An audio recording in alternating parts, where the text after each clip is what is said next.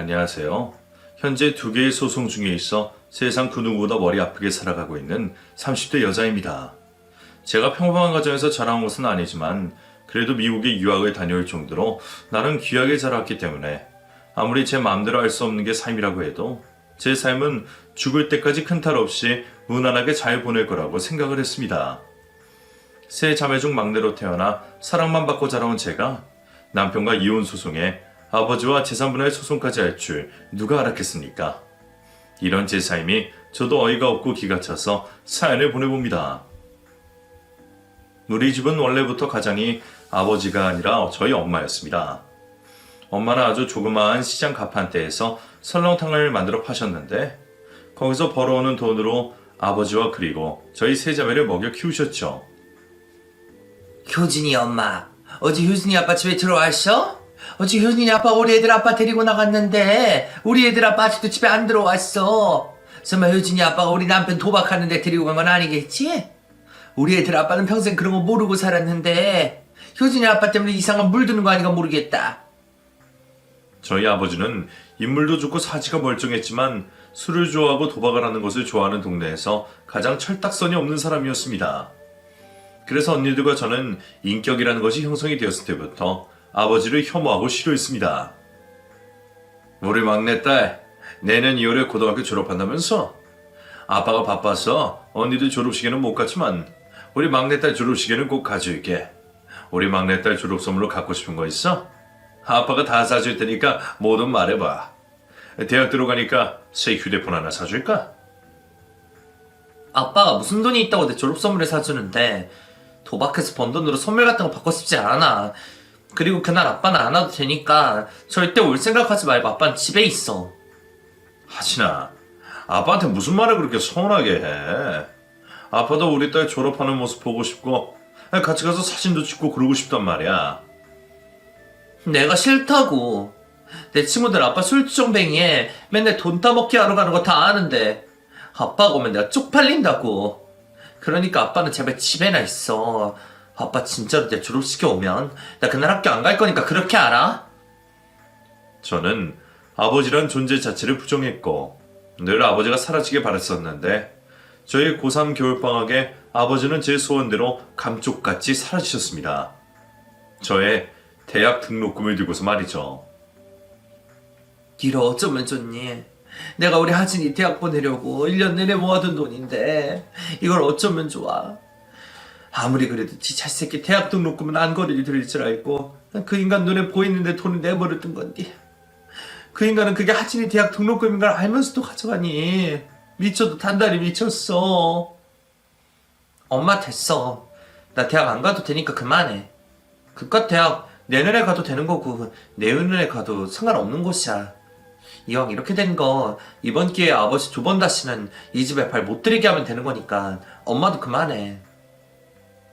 네 아버지 돈 다 쓰면 얼굴에 철판 깔고 다시 돌아올 텐데 무슨 방법으로 못 돌아오게 하니? 집에 도둑놈 들었다고 신고할 수도 없고 이걸 어쩜 좋아. 1년 내내 엄마가 고생해서 모아둔 저희 대학 등록금을 가지고 사라진 아버지가 영원히 집으로 돌아오질 않길 바랬더니 아버지는 정말 시간이 흘러도 집으로 돌아오지 않으셨습니다. 아버지가 엄마의 돈을 훔쳐 가출을 했던 적이 많았었는데 아버지는 항상 돈이 떨어질 때마다 집으로 돌아오셨지만 이번은 평소와 달랐습니다. 너희 아버지 그렇게 집 나간 지 6개월이나 넘었는데 아직 안 돌아오는 거 보면 지가 얼마나 부끄러운 짓을 했는지 아는 모양인가 보다. 그러든가 말든가 우리 알 바 아니고 평생 이렇게 우리 눈앞에 안 나타나고 밖에서 혼자 조용히 죽었으면 좋겠어. 하진아, 아무리 그래도 아버지한테 그렇게 말하면 안 되지. 근데 엄마도 너희 아버지가 평생 우리 앞에 안 나타났으면 좋겠다는 생각은 든다. 너희 아버지가 너희한테 도움이 되면 얼마나 도움이 되겠니? 우리 가족들의 바람대로 그 후로 아버지는 나타나지 않으셨습니다. 아버지가 돈을 훔쳐 도망을 가고 난 후 언니들이 엄마 일을 도와 엄마와 함께 설렁탕을 팔았는데 젊은 사람 2명이서 붙어서 장사를 한 덕분인지 엄마는 언니들과 장사한 지 1년 만에 시장을 벗어나 버젓한 식당을 차릴 수 있었습니다. 하진아, 너 미국 패션스쿨로 유학 가보고 싶다고 했었잖아. 엄마랑 언니들이 보내줄 수 있을 것 같은데 지금부터 준비해 볼래? 진심이야 언니? 진짜로 나 미국으로 유학 보내줄 수 있어? 엄마랑 언니들 가게 문 연 지도 얼마 안 됐는데 그게 가능해? 너 하나 정도 미국 유학 보내는 건 충분히 가능할 것 같으니까는 말이야. 언니들은 여기서 엄마 도우면서 돈 벌 테니까 하지 너는 네가 하고 싶었던 패션 공부해봐. 언니들이 도와줄게. 패션 디자이너가 되고 싶었던 저는 늘 미국에 있는 패션 스쿨에서 공부하는 것을 꿈꿔왔었는데 엄마와 언니들 덕분에 그 꿈을 이룰 수 있게 되었습니다. 부유하지 않은 상황에서 가족들 모두가 희생을 해 유학을 보내준 것이었기 때문에 유학을 가서 저는 1분 1초도 허투루 쓰지 않고 열심히 살았습니다. 그 덕분에 저는 훌륭한 성적을 받고 졸업을 해서 한국으로 돌아와 바로 외국계 기업으로 취업을 할 수 있었죠. 하진아, 우리 이번에 부동산 계약하고 왔어. 한 달 정도 리모델링 하고 나서 바로 거기로 들어갈 수 있을 것 같아. 2층짜리에 100평이라고 했던 그 가게 말하는 거야? 거기 역 바로 앞이라 자리도 엄청 좋은 데잖아. 권리금 꽤 많이 나왔을 텐데 괜찮았어? 그 정도는 껌이지. 엄마랑 언니들이 너 유학 가 있는 사이에 얼마나 많은 돈을 번 줄 알아? 너는 아마 상상도 못할 거다. 그리고 거기로 가게 옮기게 되면 돈 더 많이 벌 수 있을 테니까 권리금 같은 건 아까워하지 말아야 될 것 같더라고. 우리 정말 이렇게 될 줄은 상상도 못했다, 그치? 엄마도 엄마지만 이게 다 언니들 덕분이지. 언니들이 하고 싶은 거 포기하고 엄마 도와서 시장에서 설렁탕 팔지 않았으면 이렇게 되지도 못했을 거야. 나는 평생 언니들한테 보답하면서 살게. 저도 꽤나 잘 풀린 케이스지만 엄마와 언니들이 하던 설렁탕집은 말 그대로 초대박이 났습니다. 평생 돈 걱정하지 않아도 될 정도로 장사가 잘 돼서 식당을 아주 크게 확장까지 할 수 있게 되었죠. 새로이 확장한 가게에서도 설렁탕집은 장사가 정말 잘 돼서 사람들이 문 밖으로 줄지어 서서 기다릴 정도가 되었습니다. 하진아, 이리 와봐. 여기 우리 식당 돼지고기 납품해주는 가게 직원분이신데 인사 좀 나눠. 엄마가 큰아들이라고 할 정도로 엄청 예뻐하시는 분이셔. 어느 주말에 구경 삼아 엄마 식당에 들른 적이 있었는데 저는 그곳에서 처음으로 남편을 만났습니다. 남편은 돼지고기 가게 직원이었고 매일 저희 엄마 가게에 들르는 듯 했는데 남편을 바라보는 엄마와 언니들의 눈에서 꿀이 뚝뚝 떨어졌습니다. 우리 아들이 주말에도 고생이 참 많아. 그쪽 사정이 악덕이라서 우리 아들만 이렇게 일 시키는 건 줄 알았는데 알고 보니까 우리 아들이 사람은 부지런히 살아야 된다고 자진해서 일하는 거더라고. 엄마 아들은 무슨 아들이야. 모르는 사람들이 들으면 진짜 아들인 줄 알겠어. 그리고 엄마가 자꾸 아들이라 그러면 이분 불편해하셔. 우리 동현이는 절대 그렇게 생각 안 해. 그리고 남들이 아들이라고 오해하면 오히려 더 좋지? 안 그래도 여자밖에 없는 집이라고 하면 은근 무시하는 사람 있을 텐데 이런 양아들이라도 있어야 되지 않겠어? 처음에 저는 엄마와 언니들이 남편의 아들이라 부르며 좋아하는 것도 마음에 들지 않았고 또 그걸 은근 좋아하고 있는 남편도 마음에 들지 않았습니다.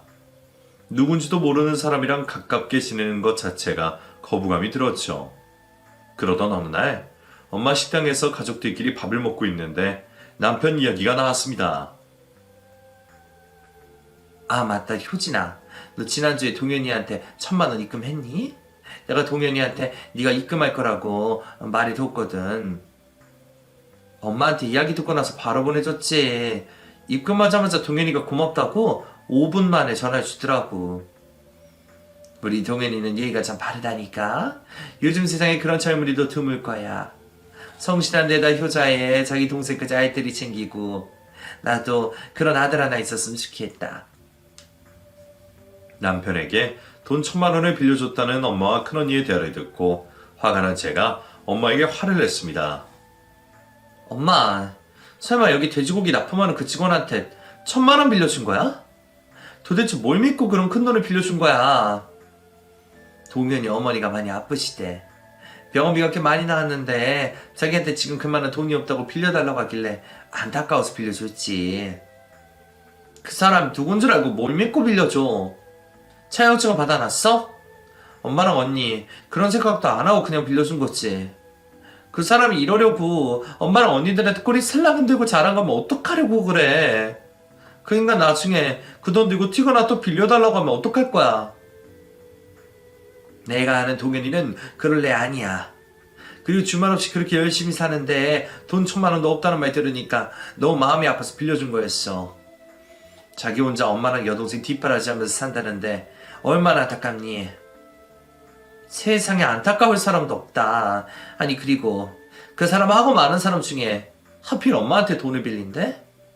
내가 볼 때 그 인간 엄마랑 언니 만만하게 보고 그 돈 닦아먹으려고 그러는 걸 거야. 내가 장담해. 그 인간 아빠처럼 엄마랑 언니 뒤통수 치고 도망갈 게 분명하다고. 그 순간 100평이 되는 가게를 가득 채우는 물건 떨어지는 소리가 들렸습니다. 그 소리가 나는 곳을 바라보니 그곳에는 남편이 서 있었습니다. 저희 집 근처에 맛있는 빵집이 있어서 어머니랑 누님들 케이크 좀 드시라고 사가지고 온 건데 제가 실수로 떨어뜨렸네요. 연락도 없이 와서 정말 죄송합니다.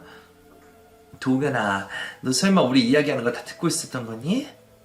어머나 세상에. 도겸아, 우리 막내딸이 철딱서니가 없어서 하는 말이니까 너무 마음에 담아두지 마. 우리 절대 널 그렇게 생각하지 않는 거 네가 제일 잘 알지? 잘 알죠. 어머니가 저 엄청 예뻐해 주시는 거 누구보다 잘 압니다. 근데 저 그 돈 반드시 갚을 생각이니까 너무 걱정하지 마세요. 남편이 저의 말을 다 들었다는 것도 당황스러웠는데 갑자기 눈물을 흘리는 남편을 보니 어쩔 줄을 몰랐던 저는 무작정 남편을 식당에서 데리고 나왔습니다. 그리고 저는 남편에게 술을 한 잔 사주며 용서를 빌었죠. 제가 말실수를 한 것 같아요. 정말 죄송합니다.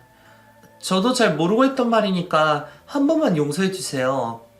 저는 저 나름대로 엄마랑 언니들 지킨다고 했던 말인데 지금 보니까 제가 엄마랑 언니들 그리고 그쪽 관계에 대해서 잘 모르고 실수한 것 같아요. 아니에요. 저도 이해해요. 그쪽이라면 당연히 그렇게 생각할 수도 있죠. 근데 저 진짜 어디에서도 돈 못 구하고 급해서 사장님한테 빌린 거지 사장님을 만만하게 봐서 그런 거 아니라는 것만 알아주세요. 그날 남편과 저는 많은 대화를 나누면서 웃기도 하고 울기도 하며 아주 가까운 사이가 되었습니다. 남편과 제가 가까워지면 가까워질수록 저는 너무나도 혼란스러웠어요. 왜냐면 남편은 가난해도 너무 가난한 집안의 아들이었기 때문이었죠. 하진아, 네 마음 가는 대로 해. 너 지금 그 남자랑 거의 사귀는 거나 다름없다면서. 너만 마음 먹으면 바로 결혼도 할 수 있는 거 아니야? 너도 알잖아. 나 무조건 능력 좋은 남자나 돈 많은 집안에 시집가거라고 했던 거. 우리 집 아버지는 안 계시긴 해도 지금 정도면 나쁘지 않고 나도 어느 정도 능력 있으니 나랑 비슷한 사람이랑 결혼하고 싶은데 그 사람은 모아둔 돈 1,000만 원도 없는 사람이라 결혼은 진짜 못하겠어. 1,000만 원도 없다고? 아설아, 아무리 사랑한다고 해도 너 그 남자랑은 안 되겠다. 그러다 네가 그 남자랑 시댁 식구 먹여야 될지도 몰라? 하루라도 빨리 남편과의 관계를 정리해야겠다고 생각을 했는데 친정엄마 식당에서 일을 하고 있는 남편을 발견했습니다. 동현씨, 동현씨가 여기서 일하고 있는 거야? 나한테 여기서 일한다고 말 안 했잖아. 하진아, 나 원래 일하던 곳 그만두고 이번 주부터 여기서 일하기로 했어. 가게에 손이 부족하기도 하고 남자 직원이 있어야 될 것 같아서 내가 하기로 한 거야. 아니 도대체 왜 여기서 일하는 것보다 원래 했던 곳에서 일하는 게 돈이 더 잘 될 텐데 왜 그만둔 거야? 사장님이 가게에 항상 남자가 하나 정도는 있었으면 좋겠다고 하셨거든. 모녀들이 하는 식당이라고 하니까 거래처에서도 무시하는 경우도 있고 자꾸 시비도 거는 것 같아서 내가 좀 도와주고 싶어서 왔어. 엄마와 언니들이 아무리 큰 식당을 운영하고 돈을 많이 번다고 해도 여자라는 이유만으로 무시하는 사람들이 많긴 했습니다. 일부러 납품해야 될 걸 조금 더 빼서 준다거나 별거 아닌 일에 시비를 걸어 싸움을 만든다거나 하는 일이 적지 않게 있었습니다. 그래서 엄마는 항상 집에는 남자가 있어야 된다고 했는데 남편이 그 역할을 해주기 위해 하던 일을 그만두고 저희 엄마 식당에 들어간 것이었습니다. 엄마, 나 동현 씨랑 결혼할 생각이야. 피 한 방울 안 섞여 우리 가족들을 위해서 이렇게까지 해주는 동현 씨를 보면서 내가 무슨 욕심을 부리나 싶더라고. 돈도 돈이지만 사람을 보고 결혼을 해야지 평생 행복할 거 아니야. 나한테 돈이 없는 것도 아니고 남편한테 돈 좀 없다고 불행해지는 건 아니잖아.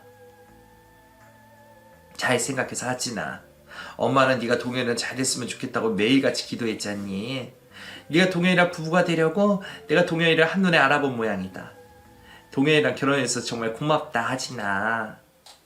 근데 엄마는 내 엄마야, 동현 씨 엄마야? 남들이 보면 엄마가 내 시어머니인 줄 알겠어. 어쨌든 엄마도 언니들도 동현 씨 좋아해서 다행이야. 사실 제 기준에서 남편은 조금 부족한 사람이긴 했지만 저희 가족들이 좋아하니 그걸로 만족하기로 했습니다. 남편은 혼자서 시모를 부양하고 여동생 뒷바라지를 해주었던데 저와 결혼 후 남편에게 돈이 없던 걸 알았던 저희 엄마가 대신해서 그 모든 걸 해주었습니다. 하진아, 너희 시어머니 지금도 월세 집에서 살고 있다고 하던데 월세 그것도 모아두면 큰 돈이잖니. 그래서 엄마가 작은 빌라로 전세 하나 구해줄까 생각 중인데 네 생각은 어때? 또 너한테 말없이 엄마 맘대로 하면 네가 화낼까봐 물어보는 거야. 엄마 해주고 싶은 대로 해. 그래도 혹시 모르니까 남편이나 어머님 이름으로 하지 말고 엄마 이름으로 구해다 줘. 그래 너무 비싸고 좋은 데까진 필요 없으니까 적당한 곳으로 구해다 줘야 돼. 엄마 너무 오버하지 마. 알겠지? 결혼하고 나서도 남편이 워낙 저희 집에 일을 잘 해주었기 때문에 엄마가 저희 시댁을 도와주겠다고 해도 저는 별말을 하지 않았습니다. 기분이야 썩 좋진 않았지만 남편에 대한 저희 가족들의 고마움의 보답이었죠. 남편과 제 사이에는 돈 문제가 살짝 엮여 있긴 했지만 별탈 없이 지내고 있을 때였습니다. 여보, 당신한테 부탁할 게 하나 있는데 내 이야기 좀 들어줄래? 어제 희정이한테 연락이 왔는데 남자친구랑 내년 가을에 결혼하기로 했다고 하더라고. 아가씨 결국엔 그 남자랑 결혼하기로 했대? 시댁에서 결혼 반대 엄청 했다고 하지 않았어? 어떻게 허락을 받아내긴 했나봐. 그래서 말인데 내가 희정이 결혼하는데 도움을 좀 주고 싶은데 당신이 돈 좀 빌려줄 수 있을까? 당신도 알겠지만 내가 가진 돈이라고는 매달 장모님한테 받는 월급이 전부잖아. 남편이 평생 뒷바라지를 해온 동생의 결혼에 도움을 주고 싶은 마음은 100번 이해가 갔지만 이기적인 생각일지는 몰라도 나는 남편과 시댁에 땡전 한 푼 못 받았는데 내가 왜 신우 결혼까지 도와줘야 싶은 생각이 들었습니다. 내가 아가씨를 도와주는 건 당연한 게 아니라는 거 당신도 알지? 일단 얼마 정도를 생각하고 있는지 들어보고 고민해 볼게. 나도 고민할 시간이 필요해.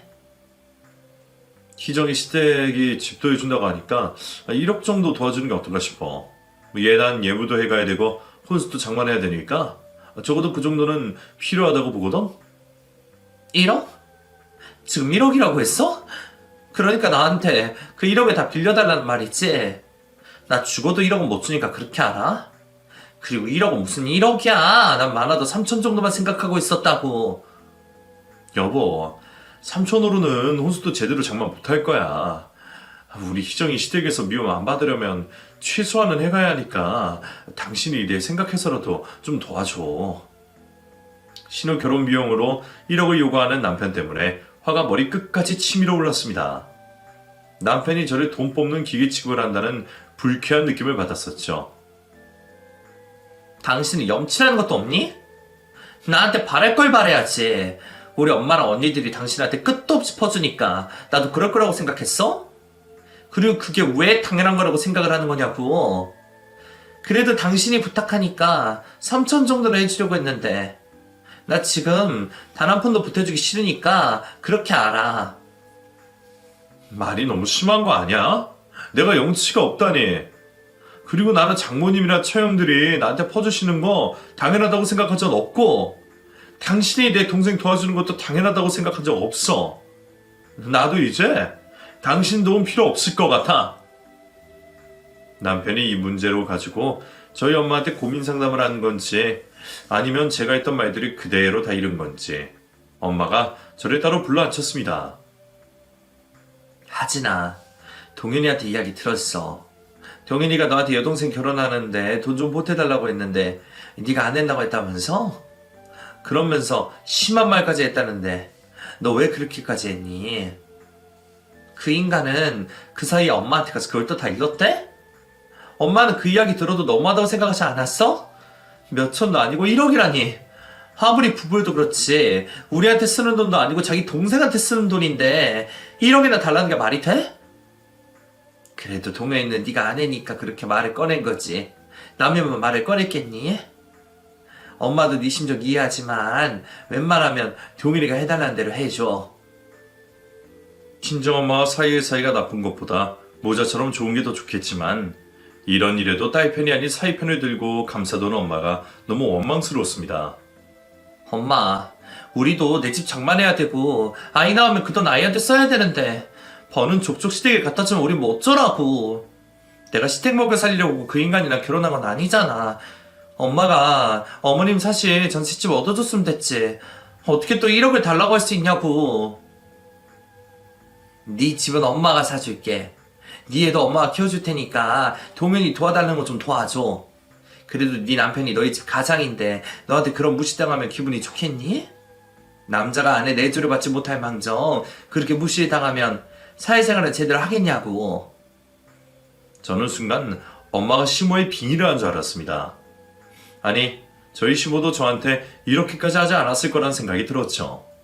결국 엄마와 남편이 한 편을 먹고 저와 싸워버리니 감정 싸움에 져버린 저는 남편이 원하는 대로 1억을 남편에게 건네주었습니다. 제가 신우 결혼에 1억을 보태줬다는 이야기에 다행히 언니들은 저를 걱정해 주었습니다.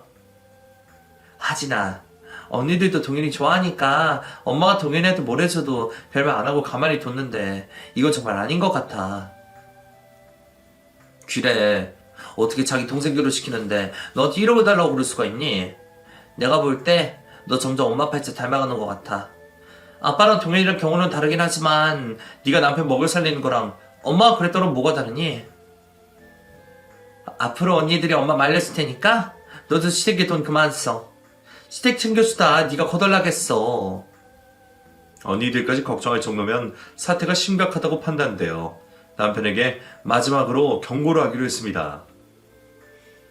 나 앞으로 당신이 도와달라고 해도 절대 안 도와줄 거니까 그렇게 알아. 나는 당신한테 해줄 만큼 해줬다고 생각해. 어머님 살집, 아가씨 결혼자금까지 도와줬는데 여기서 뭘 더 도와줘야 돼? 당신 앞으로 내 돈이나 우리 엄마 돈 쓸 생각 절대 하지 마. 앞으로 그럴 일도 절대 없어. 근데 당신 나한테 돈 쓰는 게 그렇게 아까워? 내가 없는 돈 빌려달라는 것도 아니고 당신이랑 장모님 형편이 넉넉하니까 도와달라고 하는 건데 그게 그렇게 아깝냐고. 나는 잠도 못 자고 장모님 일 도와주는데 당신은 그건 생각 못해? 누가 들으면 당신 월급 한 푼도 안 받고 일하는 줄 알겠다. 일한 만큼 월급도 받으면서 우리 생활비로 고작 100만 원밖에 안 쓰면서 왜 억울하다는 식으로 말하는데. 다른 것도 아니고 결혼 전 제가 가장 우려했던 돈 때문에 남편과 자주 싸우게 되자 남편과의 결혼을 후회하게 되었습니다. 남편에게 말은 안 했지만 이혼을 해야 되나 싶은 생각까지 하게 되었는데 남편은 제 속도 모르고 또 돈 이야기를 했죠. 여보, 우리 엄마 요양원에 모셔야 될 것 같아. 옆에서 돌봐줄 나도 없고 희정이도 없어서 그런지 엄마 혼자 생활하시는 걸 많이 힘들어하시더라고. 그렇다고 우리 집에 모셔올 수도 없잖아. 알아보니까 요양원 비용이 한 500 정도 한다고 하던데 당신이 좀 도와줄 수 있어? 설마 한 달에 500이란 거야?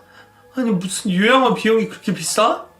요양원은 나라에서 지원받아서 그렇게까지 안 하는 걸로 하는데 500은 무슨 500이야. 내 한 달 월급이 그 정도인 거 알면서 그걸 다 어머님 요양원비로 쓰면 나 뭘로 먹고 살라는 거야. 그래, 나는 네가 이렇게 나올 줄 알았어. 괜히 말 꺼내서 네 기분만 상했네. 내가 알아서 할 테니까 넌 이야기 못 들은 척해. 남편 기분이 나빠지더라도 남편이 포기를 하면 끝이라고 생각을 했는데 남편은 이번에도 또 저희 엄마에게 쫓아가서 부탁을 했는지 엄마가 저 몰래 시모의 요양원비 500만 원을 매달 남편 대신 내주고 있었습니다. 하진아, 너 지금 엄마 돈으로 너희 시어머니 실버타운에서 지내고 있는 거 알고 있니? 동현이가 엄마한테 자기 엄마 요양원 보내줘야 된다고 돈 보태달라고 해서 매달 500만 원 보내준다고 하길래 내가 무슨 요양원비가 500이냐고 동현이한테 영수증 달라고 했더니 그제야 실버타운이라고 싫다하더라. 동현이 거짓말까지 해가면서 그러는 거 좀 아니지 않냐고. 남편이 저희 친정엄마 돈으로 시모를 실버타운에 보내주고 있었다는 사실을 먼저 알게 된 언니가 화가 나서 저에게 전화를 걸었습니다. 이 정도면 이혼 사유로 충분하다고 생각했던 저는 남편에게 이혼을 통보했습니다.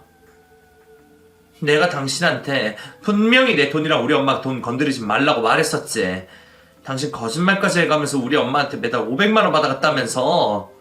도대체 우리 엄마가 왜 어머니 실버타운 비용을 내줘야 되는 건데? 여보, 그건 내가 솔직하게 말 못해서 미안한데 나도 우리 엄마한테 효도하고 싶어서 그랬어. 정말 미안해.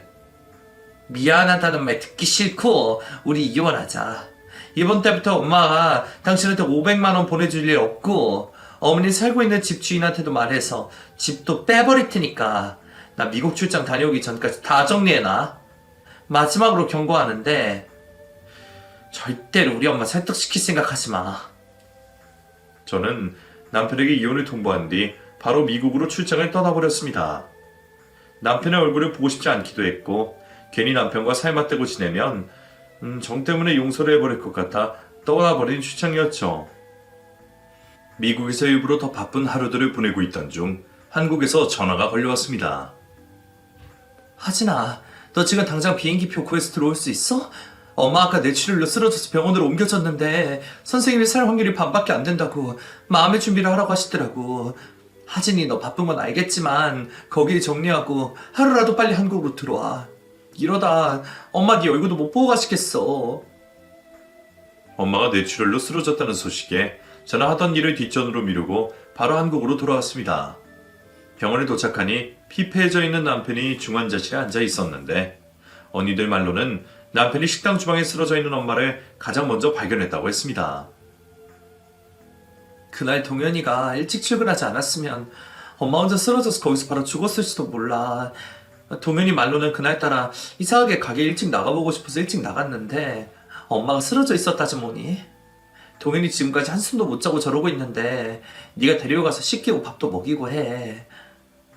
남편에게 이혼을 통보하고 저는 도망가듯 미국으로 떠나버렸는데 남편이 저희 엄마의 목숨을 살려주었다고 하니 남편에게 죄인 같은 심정이 들었습니다. 여보, 미안해. 내가 당신한테 너무 이기적인 사람이었지. 당신은 우리 엄마를 살려주기까지 했는데 나는 당신한테 쓰는 그 돈이 아까워서 내가 너무 모진 말만 했던 것 같아. 내가 정말 미안해, 여보. 아니야, 미안해할 필요 없어. 장모님이 그만큼 나 예뻐해 주시고 사랑해 주셨으니까 내가 이러는 건 당연한 거야. 당신이 더 늦기 전에 한국 와서 다행이다. 장모님, 막내딸 엄청 보고 싶으셨을 거야. 엄마의 수술을 끝내고 의사 선생님이 며칠을 더 지켜봐야 된다고 하셨는데 엄마는 저를 보자마자 바로 세상을 떠나셨습니다. 아마 엄마는 막내딸인 저를 마지막으로 보기 위해 안간힘을 쓰고 버티신 듯 했죠. 엄마가 세상을 떠나자 저희 세 자매만큼 괴로워하고 그 이상으로 슬퍼했던 사람이 바로 저희 남편이었습니다. 우리 언니가 남편 복은 없어도 사위 복은 있었나 보네. 모르는 사람이 보면 막내 사이가 막내 아들인 줄 알겠어. 하진아, 네 엄마가 너한테 네 남편을 선물로 주고 간 것 같으니까 너 네 남편한테 평생 잘하면서 살아라. 딸인 나보다 더 슬퍼하고 오해하는 남편에게 고마웠던 저는 앞으로 남편을 은인이라 생각하고 제가 더 잘하기로 결심을 했습니다. 언니들도 저와 같은 생각을 했는지 엄마의 유산을 남편에게도 조금 나눠주자고 이야기를 해줬습니다. 그런데 엄마의 장례식이 끝난 지 한 달 정도 되었을 때 늦은 새벽 남편이 자리에 없길래 남편을 찾으려고 방문에 나섰다가 우연히 남편의 통화 소리를 엿듣게 되었습니다. 입금해 주신다면서 왜 아직도 입금을 안 해주시는 거예요? 장례식 끝났으니까 얼른 입금해 주세요. 자꾸 이러시면 저 처형이랑 하진이한테 다 말할 거예요. 장인어른 딸들 얼굴도 보고 살고 싶으시다면서요. 남편의 입에서 장인어른이란 말이 나오는 걸 들으면서 남편의 전화 상대가 저희 친정 아버지인가 싶었지만 저도 저희 친정아버지를 못 본 지 10년이 훌쩍 넘었는데 남편이 어떻게 저희 아버지와 통화를 하나 싶었습니다. 장인어른, 이번 주 안으로 약속했던 돈 입금 안 해주시면 저 장인어른이 장모님이랑 딸들 몰래 장모님 사망보험금 들어놓고 그 돈 장인어른 다 가져갔다고 말할 거니까 그렇게 하세요. 보험금이 아직도 안 들어왔다는 게 말이 안 되잖아요. 그리고 장인어른, 이거 소송 들어가면 딸들한테 다 뺏길 수도 있는 건 몰라서 그러시는 거예요? 돈 조금이라도 지키고 싶으시면 얼른 입금해 주세요. 그리고 그거 아니더라도 장모님이 남기신 재산도 받으실 텐데 왜 자꾸 혼자 욕심내는 거냐고요? 보험사에서 아직 조사 중이라고요? 그럼 결정되는 대로 다시 연락 주세요. 남편과 저희 아버지의 믿을 수 없는 전화 내용을 엿들은 저는 다시 침대로 돌아가 잠든 척을 했습니다. 그리고 다음날 남편 몰래 언니들을 불러 제가 새벽에 어쩌다 듣게 된 통화 내용에 대해 말해주었습니다. 저 혼자서 남편에게 이게 더 뭐냐고 묻기엔 무서워서 언니들에게 먼저 말을 했더니 제 이야기에 들어 언니들이 바로 남편을 불러 앉혔습니다. 동현이 너 그동안 우리 몰래 우리 아버지랑 연락하고 지내고 있었니? 어제 새벽에 하진이가 너랑 우리 아버지 통화하는 내용 다 들었다고 하던데 사망보험금도 무슨 이야기야? 저 형, 그게 무슨 소리예요? 저 장인어른 얼굴도 모르는데 제가 무슨 장인어른이랑 통화를 하겠어요? 이 사람이 꿈꾼 거 아니에요? 아니면 일부러 저 여기서 쫓아내려고 말 지어낸 걸 수도 있고요. 당신 나한테 말로는 고맙다고 하더니 장모님 재산 나랑 나눠 가지려니까 아까워서 그래? 오히려 저를 이상하게 몰아가는 남편에게 증거가 있다는 걸 보여주기 위해 휴대폰으로 동영상 하나를 재생했습니다. 당신 멍청이도 이렇게까지 멍청할 줄 몰랐어. 우리 집 거실에 홈캠 설치되어 있는 거 까먹은 거야? 여기에 당신이 우리 아버지랑 통화하는 모습이랑 목소리 다 녹음됐으니까 발뺌할 생각하지 말고 도대체 이게 다 어떻게 된 일인지부터 말해. 남편은 정확하게 녹음이 된 자신의 목소리를 들으며 식은땀을 흘리기 시작했습니다. 10분 넘게 아무 말도 못하고 땀에 젖은 손만 닦고 있던 남편이 입을 열었습니다. 장모님 돌아가시기 전에 장인어른이 나를 찾아왔어. 알고 보니까 장모님이 오래전부터 처형들이랑 당신 몰래 장인어른이랑 연락을 하고 지내면서 장인어른한테 계속 이혼해달라고 하고 계시더라고. 장인어른은 장모님이랑 이혼하면 안 된다고 나보고 그거 좀 알려달라고 부탁하려고 나를 찾아온 거였어. 그건 알겠는데 도대체 사망보험금 무슨 이야기냐고. 설마 우리 아빠 그것 때문에 엄마랑 이혼 안 해준 거야? 장인어른이 이혼만 말려주면 장모님 앞으로 몰래 넣어둔 사망보험금 나한테 나눠주겠다고 하셔서 돈 욕심에 나도 눈이 돌아버려서 그런 거였어. 나 아직 장인어른한테 받은 돈 없으니까 그동안 말 못한 거 한 번만 용서해줘. 그래서 당신 우리 엄마한테 이혼하지 말라고 말렸어? 안 말렸어? 엄마가 돌아가시기 전에 아빠랑 이혼했으면 우리 이렇게 재산 문제로 복잡해질 일도 없었잖아. 당신은 우리 엄마한테 그렇게 돈까지 받고 살았으면서 어떻게 돈 때문에 우리 엄마를 배신할 수가 있어? 남편은 저 언니들 앞에 무릎을 꿇었습니다. 그러면서 남편은 저희 엄마가 돌아가셨을 때만큼이나 오해를 하며 용서를 구했죠. 하진아, 저 형들, 제가 죄송합니다. 제가 정말 죽을 죄를 지었습니다. 저 그런 짓 해놓고 장모님이 갑자기 돌아가셔서 얼마나 놀랐는지 몰라요. 두 분은 아시겠지만 제가 얼마나 장모님을 친엄마처럼 따랐습니까? 제가 못나서 실수한 거라고 생각하시고 한 번만 용서를 해주세요. 네가 우리 엄마를 얼마나 따랐는지 모르겠지만 우리 엄마가 널 얼마나 생각했는지 내가 너무 잘 알아서 용서가 안 돼. 어떻게 네가 우리 엄마 뒤통수를 그렇게 칠 수가 있어? 엄마는 네가 이혼하지 말라고 말리는 것도 다 자기 생각하는 줄 알고 네 말 들었겠지. 너 우리 엄마 죽어서 기분 좋았겠다? 우리 아버지한테 사망보험금도 받고 우리 엄마 재산도 나눠받고 얼마나 좋았을까. 너 장례식장에서 그렇게 운 것도 돈 받는 게 너무 좋아서 운 거였니? 저도 언니들도 남편을 용서할 수 없었기에 저는 남편을 쫓아내버렸습니다.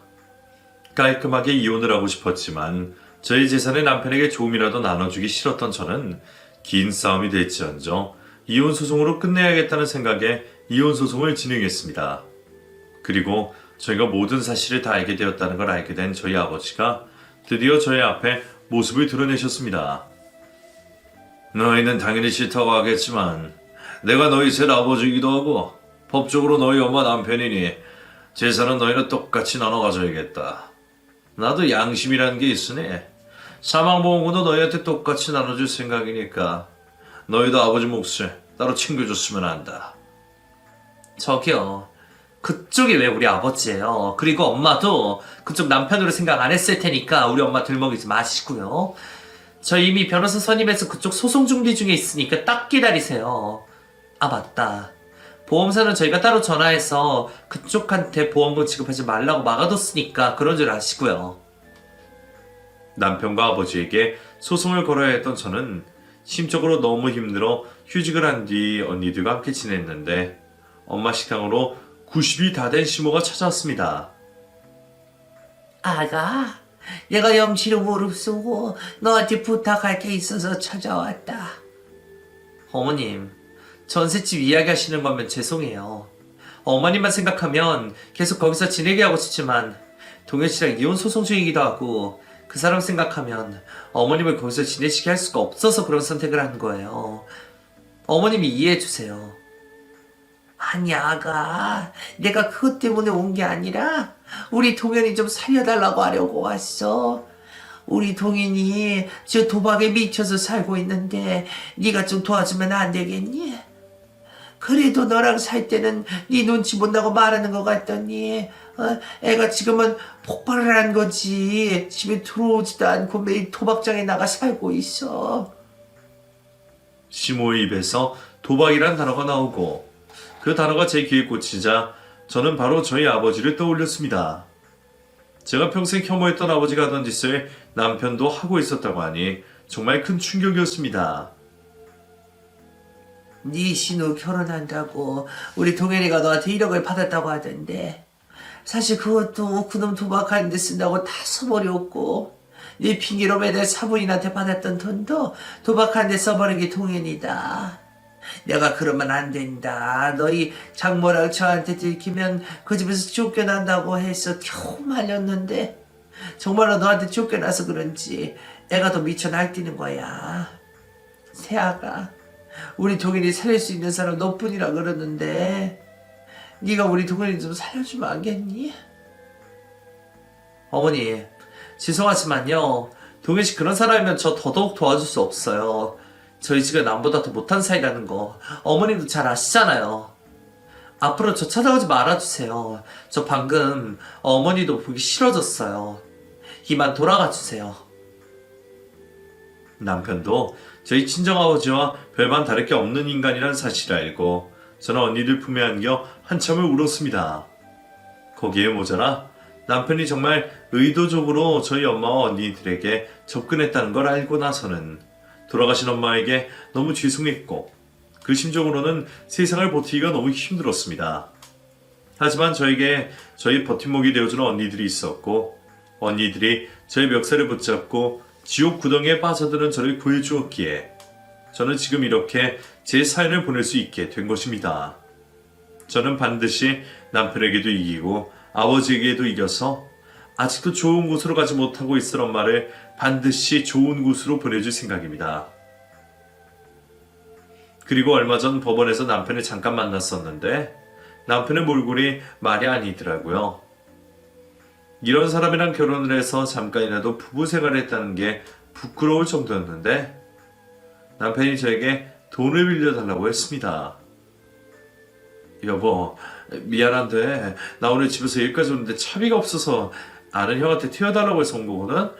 그래서 말인데 나 돌아갈 수 있게 차비만 좀 빌려줄 수 있을까? 얼마면 돼? 버스 타고 가면 되니까 5천만 원이면 충분하지. 아니다, 10,000원 줄게. 가는 길에 삼각김밥이라도 좀 사 먹어. 꼴이 말이 아니네. 아니, 10,000원 말고 50만 원만 빌려줘. 당신 항상 현금으로 그 정도는 들고 다녔잖아. 내가 나중에 이자 못해서 70만 원으로 갚을 테니까 50만 원만 빌려주면 안 될까? 오늘 힘들어서 그런지 갈 때 택시 타고 가고 싶네. 무슨 택시가 50만 원이나 해. 당신 또 그 돈으로 게임하려고 그러는 거지. 나는 당신한테 이것밖에 못 줄 것 같으니까 필요하면 이거라도 받아가. 저는 제 지갑에 있던 동전들을 바닥에 던져버리고 제 갈 길을 가버렸습니다. 그러다 잠깐 뒤로 돌아봤는데 남편은 제가 바닥에 던져둔 동전들을 허겁지겁 줍기 시작했습니다. 인간이 어떻게 저렇게 밑바닥까지 나락을 갈 수 있는 건지 그 장면을 보고 있으니 온몸에 소름이 끼쳤습니다. 이제 남편과의 소송도 막바지에 들어서는데 그때가 되면 남편이 더 심한 인간성까지 보게 되겠죠? 벌써 생각만 해도 괴롭지만 잘 이겨내보도록 해야겠습니다. 그리고 마지막으로 저 정말 열심히 살고 더 좋은 인연 만나서 사람들이 엄마 팔자 닮았다는 말을 하지 않도록 만들 겁니다. 엄마에게 정말 미안하지만 저는 정말 엄마의 팔자를 닮고 싶지 않거든요. 그럼 여기서 마무리 짓도록 하겠습니다. 다들 늘 건강하시고 행복하세요.